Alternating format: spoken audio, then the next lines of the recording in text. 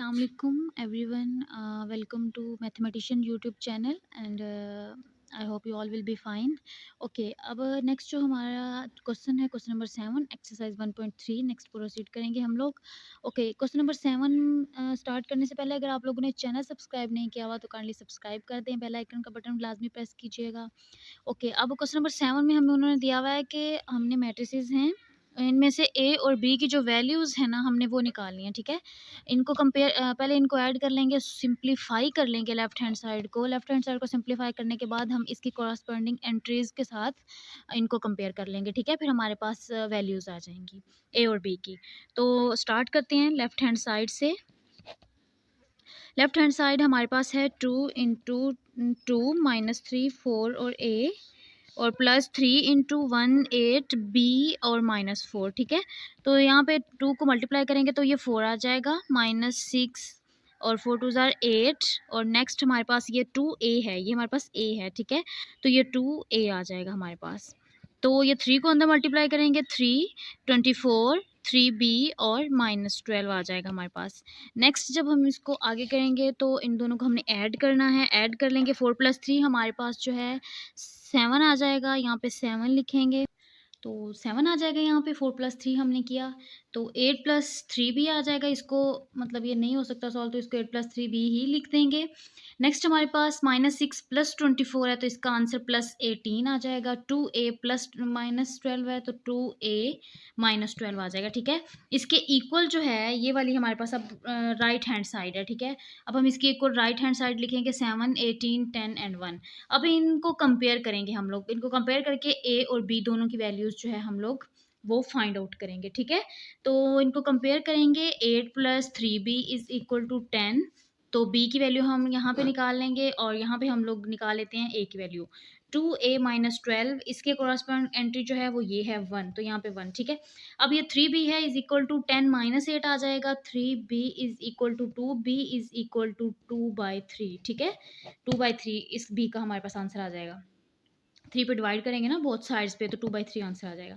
तो ये 2a = 1, ये वाला जो 12 है ये इधर आके प्लस हो जाएगा, +12 आ जाएगा. 2a = 13, तो a = 13/2. हमारे पास a की वैल्यू जो है वो 13/2 आ जाएगी. b की वैल्यू हमारे पास 2/3 आ जाएगी. अब ये वैल्यूज़ अगर हम इसमें लगाएं और हम इनको वेरीफाई करें तो ये वेरीफाई हो जाएंगे. ठीक है, हमने ये 7 क्वेश्चन सॉल्व कर लिया है. नेक्स्ट हम लोग आगे प्रोसीड करते हैं. 8 क्वेश्चन है. 8 क्वेश्चन में हमारे पास मैट्रिसेस दिए गए हैं, हमने उनको भी वेरीफाई करना है. बोथ साइड्स को हमने इक्वल करना है. ठीक है, तो यहाँ पे देख लेते हैं. उन्होंने हमें कहा है कि a + b होल का transpose = a transpose + b transpose, ये इक्वल हैं या नहीं है. हम यहाँ पे लेफ्ट हैंड साइड को कंसीडर करते हैं. ठीक है, लेफ्ट हैंड साइड को कंसीडर करने के बाद हम देखते हैं कि हमारा जो आंसर है वो सेम आता है. अब पहले a + b दोनों को ऐड करेंगे. a की वैल्यू पुट करते हैं 1021 + b की वैल्यू हम लोग लगाएंगे 1 2 एंड 1 और 0. ठीक है, होल का ट्रांसपोज है, पहले इन दोनों को ऐड करेंगे बाद में इसका ट्रांसपोज लेंगे. तो यहाँ पे आ जाएगा 1 + 1 2 आ जाएगा, 2 + 1 3, 0 + 2 2 एंड 1 + 0 1. ठीक है, इसका ट्रांसपोज जब हम लेंगे तो हमारे पास इसका ट्रांसपोज आ जाएगा 2. ट्रांसपोज में हमने रोज को कॉलम्स में और कॉलम्स को हमने रोज में चेंज करना होता है. ठीक है, 2 3 और 2 और 1. ठीक है, ये इसका हमारे पास ट्रांसपोज. अब ये हमारे पास एक इक्वेशन बन गया. अब हमने इसको राइट हैंड साइड को भी हमारी जो है ना वो बिल्कुल इसके इक्वल आनी चाहिए. राइट हैंड साइड में हमें पहले ए का ट्रांसपोज कैलकुलेट कर लेते हैं. ए जो हमारे पास है वो 1021 है.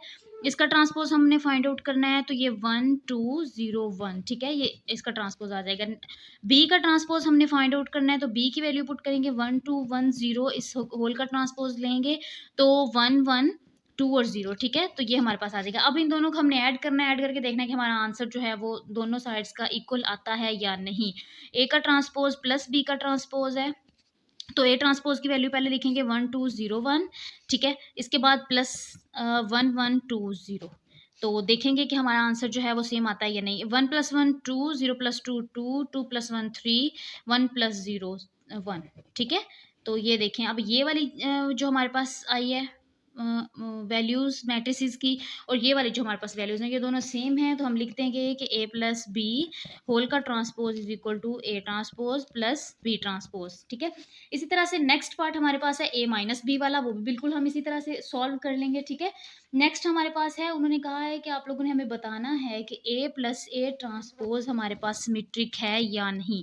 सबसे पहले हम लोग देख लेते हैं कि सिमेट्रिक ट्रांसपोज क्या होते हैं। ठीक है, फॉर एग्जाम्पल हमारे पास कोई मैट्रिक्स है ए, कोई मैट्रिक्स हमारे पास ए है, उसका अगर हम ट्रांसपोज लें तो वो उसी मैट्रिक्स के इक्वल आ जाए तो वो हमारे पास सिमेट्रिक होता है। ये सिमेट्रिक की कंडीशन है। अब हम कोई भी हमारे पास फॉर एग्जांपल ए हमारे पास जो है कोई मैट्रिक्स है, इसका हम ट्रांसपोज लेंगे तो वो बिल्कुल वही मैट्रिक्स आना चाहिए जिसका हम ट्रांसपोज ले रहे हैं, तो ये हमारे पास सिमेट्रिक मैट्रिक्स बन जाएगा। ठीक है, अब हम यहाँ पे देखते हैं कि हमारे पास जो इन्होंने कंडीशन दी गई है A plus A transpose part third है वो सिमेट्रिक है या नहीं, तो देख लेते हैं ए प्लस ए ट्रांसपोज सिमेट्रिक है या नहीं।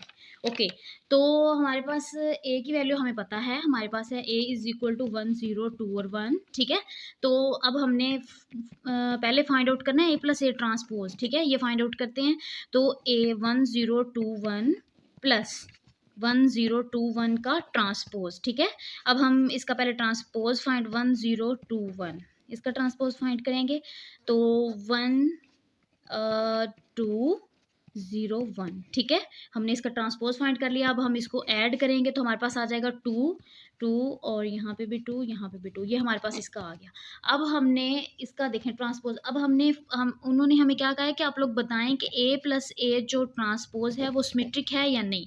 तो इस पर कंडीशन ये लगेगी कि A plus A transpose whole का ट्रांसपोज जो है वो ए प्लस ए ट्रांसपोज के इक्वल आना चाहिए। देन हम लोग कह सकेंगे कि हमारी जो कंडीशन है वो सेटिस्फाई हो रही है, हमारा जो ए प्लस ए ट्रांसपोज मैट्रिक्स है वो सिमेट्रिक है। ठीक है, तो यहाँ से देख लेते हैं ए का जो ट्रांसपोज है वो इसके इक्वल आता है या नहीं। Sorry, A plus A transpose का ट्रांसपोज हम लोग लेंगे, इसका ट्रांसपोज लेना है।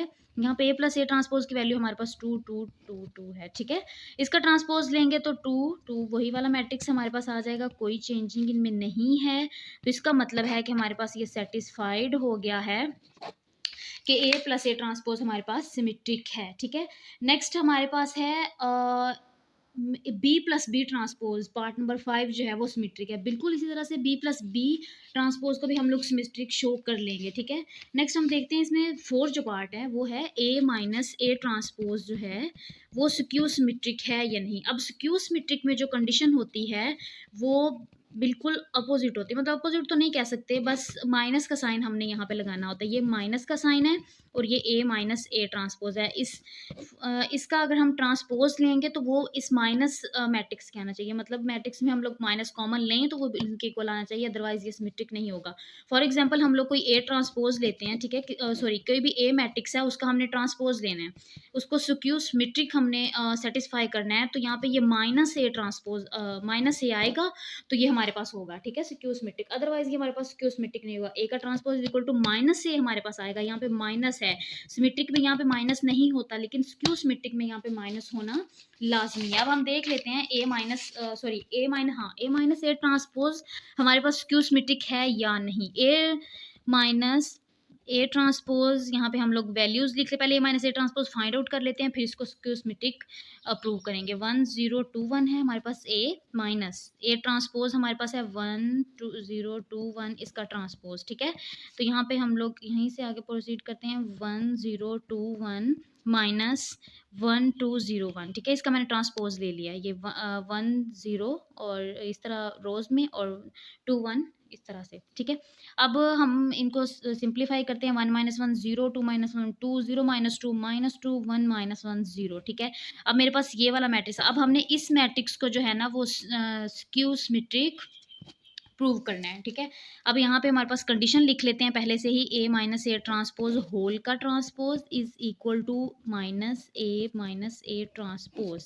हमारे पास ये कंडीशन सेटिस्फाई होगी तो हमारे पास ये स्क्यू सिमेट्रिक होगा। हम दोनों साइड्स पे ही इनको साथ साथ लेके चलते हैं ताकि हम पता चल सके ये प्रूव होते हैं। हमारे पास ए माइनस ए ट्रांसपोज का जो आंसर है वो 0 -2 2 और 0 आया है।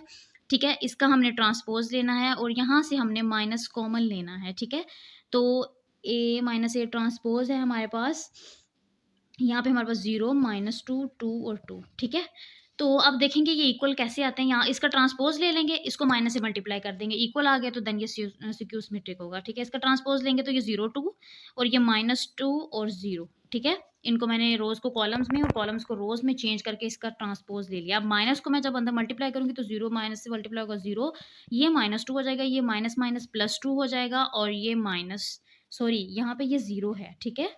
और तो ये 0 हो जाएगा। तो देखिए अब ये दोनों साइड्स हमारे पास जो हैं वो इक्वल हैं। तो जब दोनों साइड्स हमारे पास इक्वल आ चुकी हैं तो इसका मतलब है कि ये स्क्यू सिमेट्रिक है। बिल्कुल इसी तरह से B माइनस बी ट्रांसपोज़ भी हम लोग उसको भी हम स्क्यू सिमेट्रिक फाइंड आउट कर लेंगे, प्रूव कर देंगे, वो भी स्क्यू सिमेट्रिक होगा, ठीक है। हमारी अल्हम्दुलिल्लाह एक्सरसाइज़ 1.3 कंप्लीट हो चुकी है। उम्मीद करती हूँ आप लोगों को बहुत अच्छे से समझ आ गई होगी, लेकिन अगर समझ नहीं आई तो आप लोग कमेंट सेक्शन में पूछ लीजिएगा और चैनल लाज़मी सब्सक्राइब कीजिएगा, बेल आइकन पर प्रेस कीजिएगा। नेक्स्ट हम लोग इंशाल्लाह 1.4 जो है वो करेंगे। तब तक के लिए अल्लाह हाफ़िज़। जज़ाकल्लाह।